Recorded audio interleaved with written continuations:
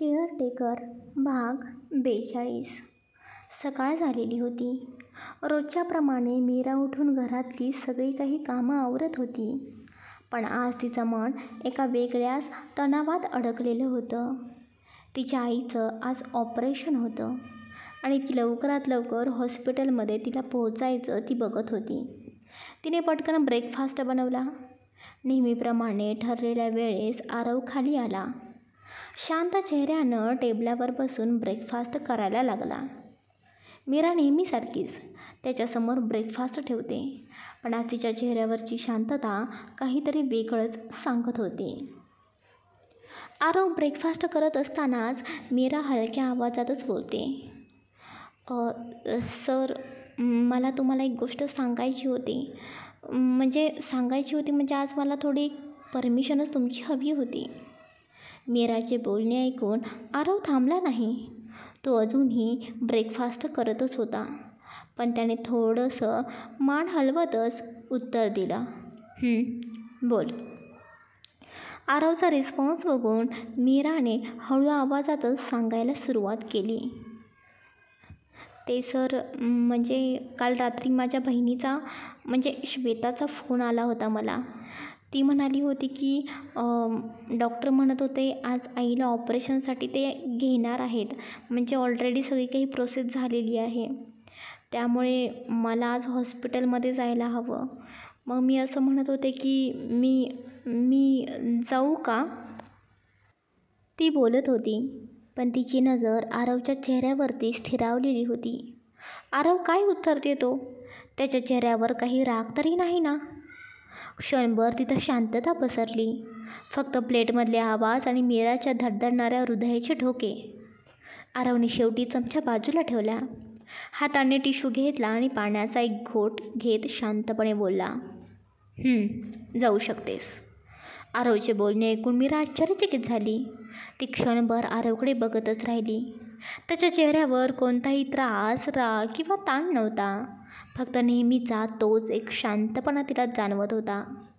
तेवढ्यात आरव पुन्हा बोलला, जाऊ शकतेस, फक्त ड्रायव्हरसुद्धा तुझ्यासोबत येईल. काही लागलं तर मला कॉल कर. नंबर आहे ना तुझा माझ्याकडे? आरवचं बोलणं ऐकून मीरा थोडी गही भरली. तिला अशा प्रकारे समजून घेणं, तिच्या घरच्या परिस्थितीला मदत करणारं वागणं तिने खरं तर आरवकडून अपेक्षितच केलं नव्हतं. हो सर, आहे नंबर, आणि थँक्यू सो मच. आणि हो सर, काही लागलं तर सांगेन मी. ठीक आहे, आवर मग.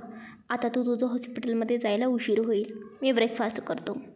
आरवचं हे बोलणं ऐकून मीरा काहीच न बोलता फक्त मान हलवते आणि पटकन आपल्या खोलीत जाते. हॉस्पिटलमध्ये जायची परवानगी मिळाल्यामुळे ती अगदी आनंदी झाली होती. जणू काही सगळं विसरून गेली होती. श्वेताने तिला निवांत यायला सांगितलं होतं, पण मीराचं मन तिकडे कुठे लागणार? तिच्या मनात एकच विचार घोळत होता, कधी एकदा हॉस्पिटलमध्ये पोहोचते आणि बघते सगळं काही ठीक तरी आहे ना? मीरा पटकन तिचं आवरते आणि बाहेर येते. हॉलमध्ये आरव आधीच बसलेला असतो. मीरा घाईघाईने त्याच्याकडे न पाहताच तिथून बाहेर जाऊ लागते. तेवढ्या तिच्या कानांवरती एक शांत पण ठाम आवाज पडतो, नीट जा. आरवचं हे बोलणं ऐकून ती क्षणभर थांबते. खरंच आरव बोलला का हे? तिचा विश्वासच बसत नाही. ती थोडीशी गोंधळलेली नजरेने त्याच्याकडे पाहते. आरव तसाच तिच्याकडे बघतच असतो, न बोलता खूप काही सांगणाऱ्या नजरेने. मीरा काहीच न कळल्यासारखं आरवकडे बघून बोलते. तेच आरव परत बोलतो, नीट जा आणि काही प्रॉब्लेम झाला तर कॉल कर. हो, करते, असं म्हणून मीरा पटकन वळते आणि हॉलमधून निघून जाते. आरव मात्र न बोलता तिच्या मागून बघतच राहतो. डोळ्यात न सांगता येणार एवढी काळजी दिसत होती. मीरा घराच्या बाहेर पडते. ड्रायव्हर ऑलरेडी मीराची वाट बघत होता. मीरा पटकन कारमध्ये बसते. ड्रायव्हर कार स्टार्ट करतो आणि ते हॉस्पिटलच्या दिशेने वळतात. मीरा काही वेळातच हॉस्पिटलमध्ये पोहोचते. हॉस्पिटलमध्ये पोहोचल्याबरोबर ती पटकन आतमध्ये शिरते. हॉस्पिटलमध्ये पाऊल ठेवताच मीराच्या काळजात थोडंसं धस्त झालं. हातात रिपोर्ट्स आणि फाईल्स घेत ती घाईघाईनं सरळ डॉक्टर शेखर यांच्या केबिनकडे वळली. केबिनमध्ये वातावरण काहीसं गंभीर होतं. डॉक्टर शेखर डेस्कजवळ उभे होते आणि त्यांच्यासोबत 2 ते 3 अनुभवी डॉक्टर्स होते. बहुधा बाहेरच्या हॉस्पिटलमधून आलेले ते तज्ज्ञच होते. मीराचं येणं पाहता डॉक्टर शेखरने सौम्य हास्य करत तिला जवळ बोलावलं. मीरा, या ना, या बसा, डॉक्टर शेखर म्हणाले. मीरा आतमध्ये येऊन खुर्चीत बसली. चेहऱ्यावरती काळजी स्पष्टपणे दिसत होती. शेखर सरांनी हातानेच इशारा करून तिची इतर डॉक्टरांशी ओळख करून दिली. हे डॉक्टर जोशी, कार्डियक स्पेशालिस्ट आहेत, पुण्याहून आलेत.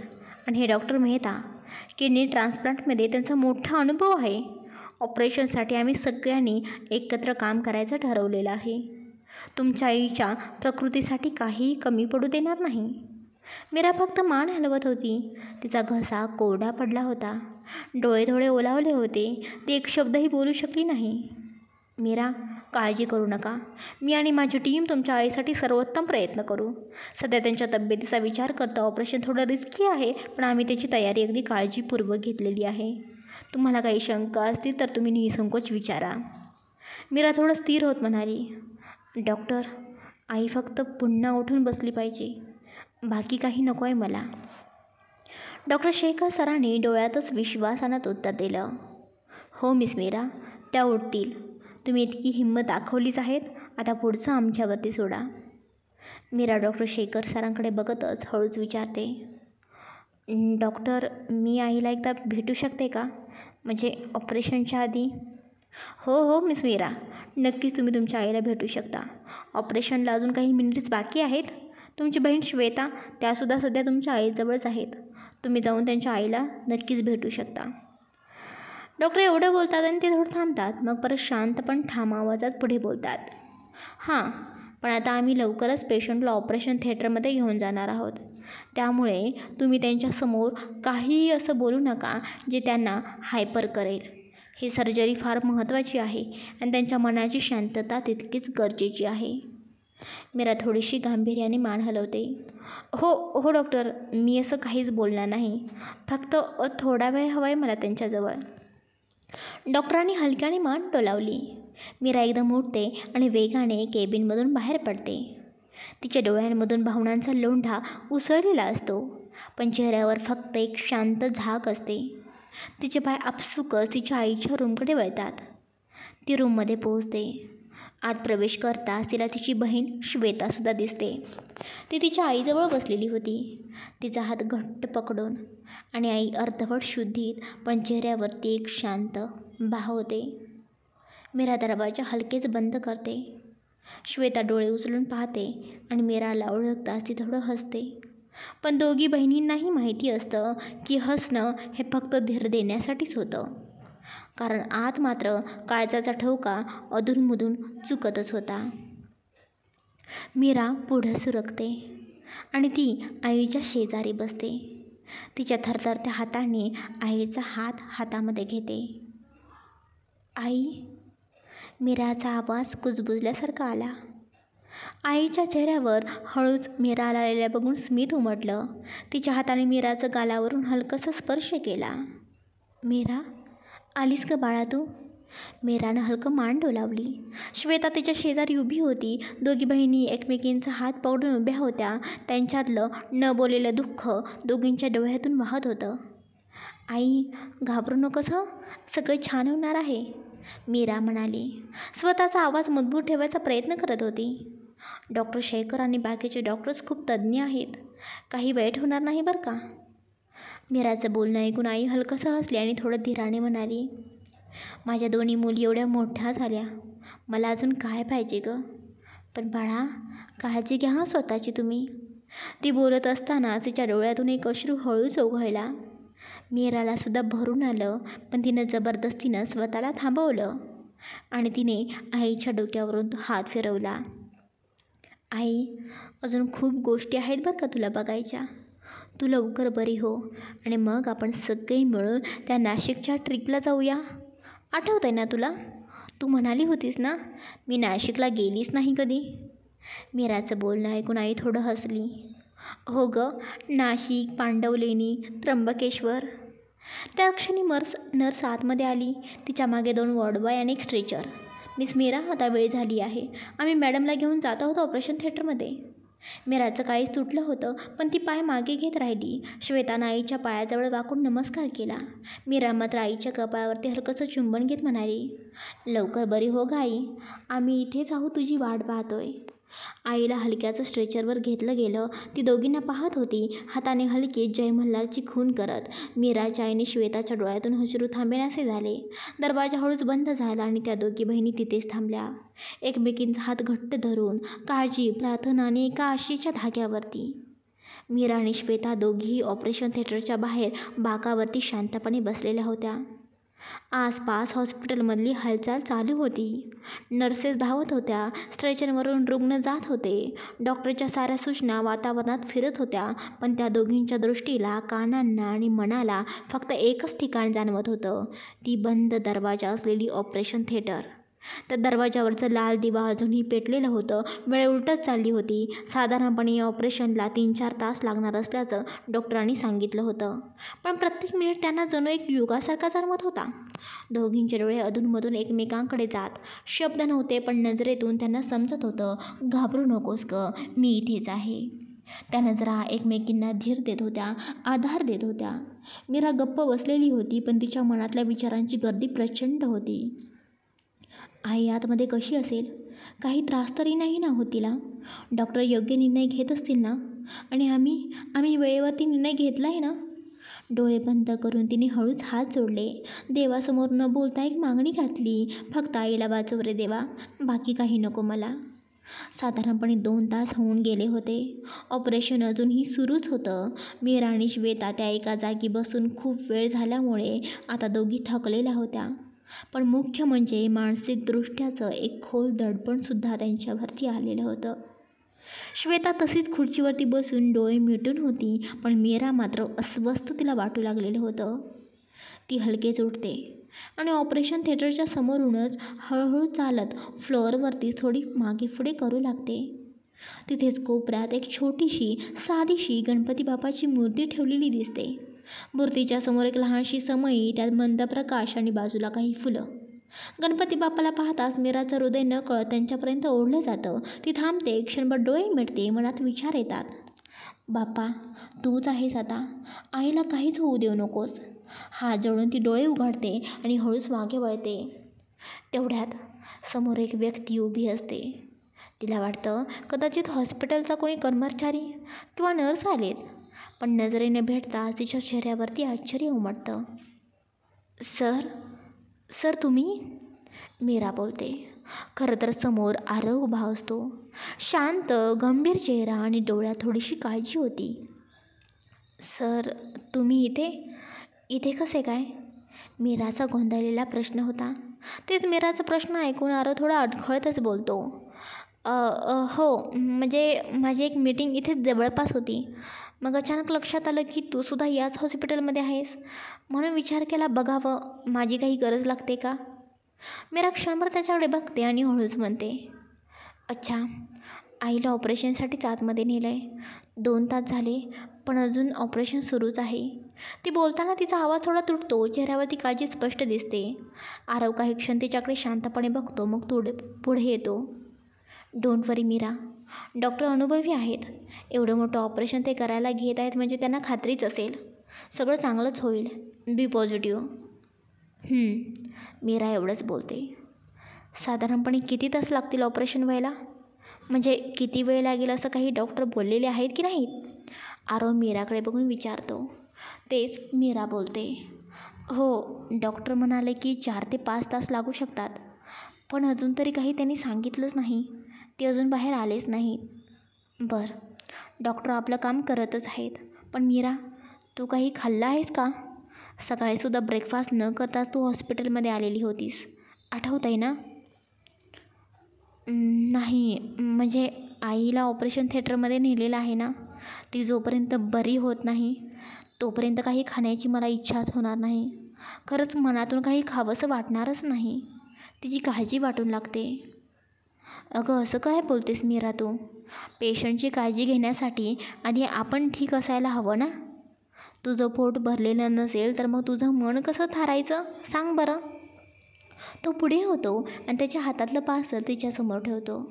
हे घे, मी येताना थोडंसं तुझ्यासाठी आणि श्वेतासाठी आणलं होतं, पटकन थोडं खाऊन घे. सर, तुम्ही हे का आणलं आहे? खरंच त्याची काही गरज नव्हती. मी ठीक आहे सर. मीरा, सकाळपासून उपाशी आहेस तू आणि म्हणतेस गरज नव्हती. हे बघ मीरा, काही वेळेला आपल्या तब्येतीपेक्षा आपल्या जबाबदाऱ्या आपल्याला मोठ्या वाटत असतात, पण जबाबदारी निभावायची असेल तर स्वतःला दुर्लक्ष करून चालत नाही ना. खाऊन घे. आणि तुझ्या बहिणीने सुद्धा काही खाल्लं नसेल ना सकाळपासून, तिलाही दे. मी आहे इथेच. ठीक आहे, देते मी तिला. मीरा बोलते आणि श्वेताच्या जवळ जाते. मीरा आणि श्वेता दोघीही थोडंफार खाऊन घेतात, पण मन मात्र त्यांच्या आईकडेच गुंतलेलं असतं. इकडे आरव थोड्या अंतरावरती शांतपणे उभा असतो. त्याचा चेहरा गंभीर, डोळ्यात काळजी स्पष्टपणे दिसत असते. साधारणपणे 2 तास तसेच जातात. एकमेकांशी फारसं न बोलता, एकमेकांच्या चेहऱ्यावर आश्वासक हसू दाखवत ते तिथेच थांबलेले असतात. अचानक एक आवाज येतो आणि ऑपरेशन थिएटरचा दरवाजा उघडल्याचा आवाज येतो. मीराचं आणि श्वेताचं लक्ष तिकडे जातं. दोघीही घाबरून जागेवरून उठतात आणि एकमेकांचा हात घट्ट पकडतात. डॉक्टर बाहेर येतात. त्यांच्या चेहऱ्यावर थकवा असतो, पण ते नजरेनं काहीतरी शांततेत सांगत असतात. मीरा पटकन पुढे सरसावत विचारते, डॉक्टर आई कशी आहे आता? सगळं काही ठीक झालेलं आहे ना? ऑपरेशन कसं झालं? डॉक्टर थोडंसं हसतात आणि उत्तर देतात, don't worry miss Meera, operation यशस्वी झालं आहे. सध्या पेशंट स्टेबल आहे, पण अजून काही तास ICUमध्ये निरीक्षणात ठेवू. एक जण फक्त 5 मिनटं तुम्ही त्यांना भेटू शकता, पण लांबून असं बोलायचं नाही, फक्त त्यांना बघायचं. डॉक्टरांचे बोलणे ऐकून मीरा हलकीच मान हलवते. हो डॉक्टर, चालेल, थँक्यू सो मच. डॉक्टर हसतच तिथून निघून जातात. वातावरण थोडं शांत होतं, पण अजूनही हृदय धडधडतच असतं. श्वेता मीराकडे बघते. ताई, जा ना, तू आधी जा. तू खूप काही केलेस गाईसाठी, त्यामुळे तू आधी जा. मीरा नकारार्थी चेहऱ्यानं म्हणते, अगं श्वेता, असं काही नाही गं, आपली आई आहे ती, जा ना तू. श्वेता तिचा हात धरते आणि ठामपणे म्हणते, ताई मी म्हणाले ना, तू जा आधी, तुझा हक्क आधी आहे. मीराच्या डोळ्यात पाणी येतं. श्वेताच्या डोळ्यातही कौतुक आणि प्रेम असतं. मीरा थोडी गहीवरून मान हलवते आणि हळूहळू ICUच्या दिशेने चालते. मीरा हळूहळू ICUच्या दिशेने चालत असते. तिच्या प्रत्येक पावलाबरोबर काळजाची धडधड वाढत असते. दरवाजाजवळ पोहोचल्यावर ती थोडा क्षण थांबते. खोल श्वास घेते आणि मग हळूच काचेच्या पलीकडे पाहते. तिच्या डोळ्यासमोर असतो तो दृश्य. पांढऱ्या चादरीखाली झोपलेली तिची आई, चेहऱ्यावरती ऑक्सिजन मास्क, हातात सलाईन, बाजूला बीप करत मॉनिटर, डोळे मिटलेले पण चेहरा मात्र शांत दिसत होता. आईला अशा अवस्थेमध्ये बघून मीराचे डोळे भरून येतात. ओठ घट्ट दाबले जातात. एका क्षणासाठी तिला सगळे काही मागचं आठवतं. आईचं ते दुखणं, रात्रभर केलेली ती धावपळ, आरवसमोर उभी राहताना मनातली ती धडपड, पैसे जमवण्याचा तो संघर्ष, आणि आज ती तिथे उभी आहे फक्त तिच्या आईला पाहत. फायनली आईचं ऑपरेशन झालं होतं. ती दोन्ही हात जोडते, हळूच डोळे मिटून एक प्रार्थना करते, देवा, आता काही घडू देऊ नकोस रे, फक्त आईला पुन्हा हसताना बघायचं आहे, एवढंच. डोळ्यातून गालावर ओघळणारा एक अश्रू ती त्वरित पुसते. आता आत जायचं नसतं, पण मन तर आतमध्ये धावत गेलेलं असतं. आईला पाहून मीरा हळूहळू बाहेर येते. डोळे थोडे सुजलेले, पण चेहऱ्यावर एक वेगळं समाधान असतं, जणू तिच्या सगळ्या प्रार्थनांना आज उत्तर मिळालं आहे. दाराबाहेर श्वेता तिची वाट पाहत असते. ताई, आई कशी आहे गं? श्वेता चिंतेने विचारते. मीरा तिच्या डोळ्यात पाहत गालात हसते आणि उत्तर देते, ठीक आहे, शांत झोपले, जा तू पण बघून ये जा. हो, मी लगेच आले, असं म्हणून श्वेता थोड्याच क्षणात आतमध्ये निघून जाते. मीरा काही क्षण तिथेच उभी असते. मग तिचं लक्ष अनपेक्षितपणे थोड्या लांबवरती उभे असलेल्या आरवकडे जातं, जो काही अंतरावरती एकटाच उभा असतो. नजरेत काळजी, चेहऱ्यावरती गंभीर शांतता असते. मीराच्या चेहऱ्यावरती हळूच काहीसं हलकंसं हसू उमटतं आणि ती एक क्षणसुद्धा न दबडता पळतच त्यांच्याकडे धाव घेते आणि एकदम त्याला घट्ट मिठी मारते. मीराचं हे वागणं बघून आरव पूर्ण स्तब्ध. तिचं असं अचानक जवळ येणं, मिठीत सामावून जाणं, त्याच्या मनात एक क्षणासाठी लहर उडते. काही क्षण तो नुसता उभा असतो, पण त्या मिठीचा उष्ण स्पर्श, तिच्या थरथरत्या श्वासांचा स्पर्श त्याच्या गळ्यावरती जाणवतो आणि मग तो हळूच तिच्या पाठीवरती हात ठेवतो, घट्ट, जवळून. मीरा अश्रूंनी भिजलेली, पण चेहऱ्यावरती हसू होतं. आरवच्या कुशीत डोकं टेकवलेलं. आरव त्या क्षणाला पूर्णपणे स्तब्ध होतो, न हलणारा, न बोलणारा. त्याच्या डोळ्यात एका क्षणासाठी आश्चर्य आणि मग हळूहळू गोंधळले पण दिसून येतं. त्याला कधीच अपेक्षा नव्हती की मीरा असं काही अचानक करेल. मीरा मात्र त्या मिठीत रडत असते, पण हे अश्रू वेदनेचे नव्हते, ते होते आनंदाश्रू. काही वेळाने मीराला हळूहळू भान येतं. ती अजूनही आरवच्या मिठीत होती. एक क्षण, 2 श्वास आणि मग तिला जाणवतं की ती खूप काही अनपेक्षित करत बसलेली आहे. ती पटकन आरवपासून बाजूला होते. त्याच्या नजरेला नजरसुद्धा मिळवत नाही. ओठ हलतात, पण शब्द मात्र सुचत नाहीत. गालावरचे अश्रू तिने पटकन पुसून टाकले. तिच्या चेहऱ्यावरती आता गोंधळ, लाज आणि अपराधीपणाचा एक मिश्र भाव दिसत होतं. हे मी काय केलं आणि काय केलं असं अचानक? हे विचार तिच्या मनामध्ये गोंधळ घालत होते. आरवसुद्धा तिचा चेहरा पाहतो. त्या एका मिठीत किती भावना लपलेल्या होत्या हे त्याला कळलं होतं, पण तो सुद्धा काही बोलला नाही. फक्त हळूवार स्वरात तो तिच्याकडे बघतो आणि तिला कम्फर्टेबल करायला बोलतो. कशी आहे आई? मीरा थोडा खोल श्वास घेते. आरवकडे पाहत हळूच उत्तर देते, ठीक आहे, सलाईनवर आहे. डॉक्टर म्हणाले स्टेबल आहे, पण अजून काही तास निरीक्षणाखाली ठेवणार. आरव मान हलवतो. मीराचं बोलणं ऐकत असतो, पण त्याच्या नजरेत अजूनही ती मिठी साकारलेली असते. मीराच्या गालावरती अजूनही थोडंसं गुलाबी लाजले पण स्पष्ट दिसतं. ती काहीतरी बोलायचा प्रयत्न करते, पण शब्दच सापडत नाहीत. मी मी मी थँक्यू म्हणायला ती बोलत असते, पण आरव तिचं वाक्य मध्येच थांबवत बोलतो, माहिती आहे मला. तसं हे बोलणं इतकं थेट आणि खोल असतं की मीरालासुद्धा पुन्हा गप्प व्हावं लागतं. तो पुढे काहीच बोलत नाही, पण त्याच्या नजरेत एकच आश्वासक विश्वास असतो, तू आता एकटी नाहीस मीरा. आरवचं बोलणं ऐकून मीराला काय बोलावं ते समजत नव्हतं. आरव एवढा तिला आधार देतोय, हेल्प करतोय, हे बघून तिला खरंच खूप छान वाटत होतं. आत्तापर्यंत ती एकटी लढत होती, पण आता खरंच एक मोठा आधार आहे असं तिला वाटत होतं. मीराच्या डोळ्यात अजूनही आरवशी झालेल्या त्या थोडक्याशा संवादाचं प्रतिबिंब होतं. दोघेही एका कोपऱ्यात शांतपणे फक्त बोलत होते. तोच ICUचा दरवाजा उघडतो आणि श्वेता धावत बाहेर येते. चेहरा थोडा काळजीने भरलेला, पण नजरेत मीराला शोधण्याची घाई होती. श्वेता डावीकडे उजवीकडे नजर फिरवते. ताई कुठे गेली? तेवढ्यात तिचं लक्ष समोर जातं. काही अंतरावरती मीरा कोणाशी तरी बोलत होती. ती थोडीशी हसत होती, थोडी संकोचलेली होती. श्वेता पटकन तिच्या जवळ येते आणि थोडीशी चकित होत विचारते, ताई तू इथे? आणि हे कोण? मीरा गोंधळते. अगं मी विसरलेच ओळख करून द्यायला. मीरा बोलते. अगं श्वेता हे सर आहेत. म्हणजे मी तुला बोलले होते ना की मी एका ठिकाणी काम करते, यांच्याच घरी, हेच ते आहेत. आरव सौम्य पण रुबाबदार आवाजात पुढे होतो. हॅलो, आय एम आरव, राज्याध्यक्ष. आरवचे बोलणे ऐकून श्वेता काही क्षण त्याच्याकडे नजरेने पाहतच राहते. त्याचा आत्मविश्वास, त्याचं व्यक्तिमत्व आणि त्याचं नाव ऐकून तिला काहीतरी आठवतं. आरव राज्याध्यक्ष, श्वेता आश्चर्याने म्हणते. म्हणजे तुम्ही तेच ना जे सगळीकडे फेमस आहात? आमच्या कॉलेजमध्ये पण मुलींच्या तोंडून तुमचं नाव सतत ऐकायला यायचं. सगळ्या म्हणायच्या, आरव सर ना ते म्हणजे स्वप्नातले परफेक्ट बॉस मटेरियल आहेत.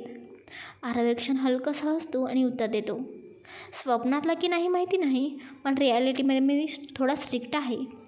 आरवचं बोलणं ऐकून श्वेता थोडं गोंधळते, पण लगेच मिश्किलपणे म्हणते, हो का? पण माझ्या ताईला किती दम बसत असेल ना? श्वेताचं बोलणं ऐकून मीरा त्याचवेळी थोडीशी ओशाळते आणि आरवकडे पाहून नजर वळवते. श्वेता चूप बस ना, काहीही बोलू नकोस. आरव त्या दोघींनाही पाहत थोडं हसतो. ते तिघं ICUच्या बाहेर बोलत असतानाच अचानक पाठीमागून डॉक्टर शेखरांचा आवाज येतो. मिस मीरा. डॉक्टरांचा गंभीर स्वर ऐकून तिघांचंही लक्ष डॉक्टरांकडे वळतं. मीरा हबकून उभी राहते. हां डॉक्टर, बोला ना. ती थरथरत विचारते. तिच्या मनात अनेक प्रश्न एकदम येतात. डॉक्टर शेखर थोड्या गंभीर आणि शांत सुरात बोलतात. मिस मीरा, मला थोडं तुमच्याशी बोलायचं होतं. खरं तर तुम्हाला सगळ्यांशीच. प्लीज माझ्या केबिनमध्ये तुम्ही येता का? डॉक्टरांचे बोलणे ऐकून क्षणभर शांतता पसरते. मीरा पटकन श्वेताकडे पाहते. चेहरा काळजीने भरलेला होता. मग तिची नजर आरवकडे वळते. श्वेताची सुद्धा घाबरलेली नजर मीराकडे असते. मात्र आरव तिथेच त्याच्या ठाम आणि स्थिर नजरेने मीराला हलकंसं हसून फक्त एक इशारा करतो. डोंट वरी, मी आहे. त्या शब्दांशिवाय दिलेल्या आश्वासक भावनेवर मीराने हळूच मान हलवली. डॉक्टर शेखर यांच्या केबिनमध्ये सगळे जातात. तिघं समोरच्या खुर्च्यावरती बसतात. डॉक्टर काही क्षण एका फाईल चाळत बसतात. मग डोळ्यात नजर स्थिर करून बोलायला सुरुवात करतात. मिस मीरा. मीरा लगेचच विचारते. आवाज तिचा थरथरत होता. डॉक्टर, काही प्रॉब्लेम आहे का? आई ठीक तरी आहे ना? काही प्रॉब्लेम नाही ना? मिस मीरा, तुमच्या आईचं ऑपरेशन अगदी सक्सेसफुली यशस्वी झालेलं आहे. आणि खरं सांगायचं तर इतकं मोठं आणि नाजूक ऑपरेशन सुरळीत पार पडणं ही एक खूप मोठी गोष्ट आहे. पण त्यापुढचे काही तास खूप महत्त्वाचे आहेत. त्यामुळे सध्या त्यांना ICUमध्ये शिफ्ट केलेलं आहे आणि त्या अजूनही पूर्ण बेशुद्ध अवस्थेमध्येच आहेत. त्यांना पूर्णपणे भानावरती यायला थोडा वेळच लागेल. ICU म्हणजे अत्यंत सेन्सिटिव्ह आणि सुसज्ज क्षेत्र असतं. तिथे फक्त डॉक्टर्स आणि प्रशिक्षित नर्सेसलाच परवानगी असते. इन्फेक्शनचा धोका टाळण्यासाठी आम्ही बाहेरच्यांना आतमध्ये येऊ देत नाही. माझ्याकडून तुम्हाला फक्त 5 मिनिट त्यांना बघण्याची विशेष परवानगी देण्यात आली होती. तीसुद्धा फक्त बाहेरूनच. कारण तुम्ही त्यांची मुलगी आहात. तुमचं काळजीने भरलेलं मन मला समजतं आहे. पण मी सुद्धा एक डॉक्टर म्हणून आणि एक माणूस म्हणून तुम्हाला एक रिक्वेस्ट करतो आहे. इथे बसून थांबण्यात खरंच काही उपयोग नाही. उलट तुमच्यावरती ताण वाढेल. तुम्हाला थकवा जास्त येईल. तुमची आई सध्या काही बोलू शकणार नाही कारण ते बेशुद्ध अवस्थेत आहेत. त्या काही ऐकूसुद्धा शकणार नाहीत. त्यामुळे तुम्ही थांबूनही त्यांच्याशी संवाद करणं शक्यच नाही. म्हणूनच तुम्ही दोघेही घरी परत गेलात तर तुमच्यासाठी आणि त्यांच्यासाठी सुद्धा ते योग्य ठरेल. मी तुमचं मन मोडत नाही आहे, पण तुम्हाला समजावत आहे की आम्ही इथे आहोत त्यांची काळजी घ्यायला. आणि मी तुम्हाला ऑपरेशनच्या आधीच सांगितलेलं होतं. आमच्या काही स्पेशल नर्सेस त्यांच्यावरती लक्ष ठेवणारच आहेत. त्या प्रत्येक श्वासावर आमचं लक्ष असेल. त्यामुळे डोंट वरी. जेव्हा त्या शुद्धीवरती येतील तेव्हा त्यांची तब्येत स्थिर होईल. मग मी स्वतः तुम्हाला फोन करून अपडेट्स देत राहीन. आणि मग तुम्ही इथे येऊ शकता. त्यांच्या हातात हात घालून तुम्ही इथे बसू शकता. पण तोपर्यंत फक्त मी तुम्हाला इतकंच सांगतो, काळजी करू नका. पेशंट इथे आहे म्हणजे आमची जबाबदारी झाली. तुमची आई आमच्यासाठी एक पेशंट नसून एक व्यक्ती आहे ज्यांची आम्ही संपूर्ण मनापासून सेवा करू. आमच्यावर आणि आमच्या टीमवरती विश्वास ठेवा. तुम्ही शांत मनाने घरी जा आणि थोडं विश्रांती घ्या. कारण जेव्हा त्या शुद्धीवरती येतील तेव्हा त्यांना तुमचं हसत आणि स्थिर मन पाहायला मिळेल. हेच त्यांचं बरं होण्याच्या प्रक्रियेसाठी महत्त्वाचं असेल. डॉक्टरांचे बोलणे ऐकून मीरा विचार करताना बोलते. ठीक आहे सर. आई ज्यावेळी शुद्धीवरती येईल त्या क्षणी प्लीज मला लगेचच कळवा. मी लगेच इथे येईन. मीरा बोलते. हो मिस मीरा, डोंट वरी. आम्ही नक्कीच तुम्हाला कळवू. मीरा आणि श्वेता डॉक्टरांशी बोलून शांतपणे तिथून उठतात. दोघीही डोळ्यात काळजी घेऊन डॉक्टरांच्या केबिनमधून बाहेर निघून जातात. दरवाजा हलक्याच आवाजात बंद होतो. पण आरव अजूनही डॉक्टरांच्या केबिनमध्येच बसलेला होता. तेच त्या दोघींना बाहेर गेलेलं बघून डॉक्टर बोलतात. सर, तुम्ही सांगितल्याप्रमाणे सगळ्या गोष्टींची सोय आम्ही करून ठेवलेली आहे. 4 स्पेशल नर्सेस तैनात केलेले आहेत. त्यांची काळजी चुकायला जागाच नाही. त्यांची रिकव्हरी मॉनिटरिंग 24 तास चालणार आहे. आरव शांतपणे डॉक्टरांचे बोलणे ऐकत असतो. पण नजरेत काहीतरी जाणून घेण्याची तीव्र इच्छा असते. तेच डॉक्टर थोडं थांबतात आणि पुढे बोलतात. आणि खरं तर मिस मीरा यांना मानसिक त्रास नको म्हणून मी त्यांना आता थोड्या वेळात घरी पाठवणार आहे. तुम्ही सांगितलं होतं ना सर त्यांच्यासमोर काही न बोलायला, म्हणून मी त्यांच्यासमोर सर काहीच बोललो नाही. डॉक्टरांचे बोलणे ऐकून आरवचा चेहरा अजूनही विचारमग्न होता. तो हळू आवाजात विचारतो. डॉक्टर, म्हणजे नक्की काय झालं आहे? त्या नीट होणार आहेत ना? काही प्रॉब्लेम आहे का आणखीन? आरवचे बोलणे ऐकून डॉक्टर थोडा सुस्कारा टाकतात आणि आरवकडे थेट बघत बोलतात. सर, खरं तर ऑपरेशन यशस्वी झालं हे खरं आहे. पण ही एक अतिशय कॉम्प्लेक्स सर्जरी होती. त्यांच्या शरीरानं खूप झुंज दिली आणि त्याचवेळी त्यांचं ब्लड प्रेशर खूपच लो झालेलं होतं. काही क्षण त्यांचा ऑक्सिजन लेवलही अजिबात स्थिर नव्हता. डॉक्टरांचे बोलणे ऐकून आरव थोडा घाबरलेलाच होता.